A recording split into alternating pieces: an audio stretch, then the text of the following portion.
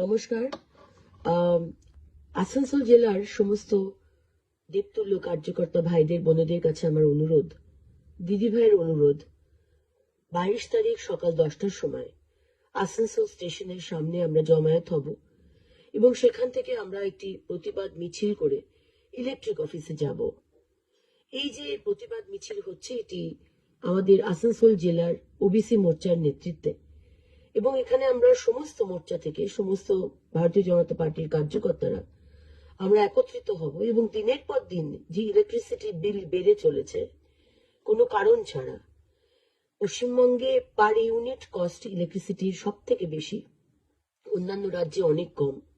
বিভিন্ন এই ধরনের ইলেকট্রিসিটি বিল কেন্দ্রিক এই ইস্যুস গুলো নিয়ে, মানুষের অসুবিধা নিয়ে আমরা 22 তারিখ ইলেকট্রিক অফিস ঘেরাও করব।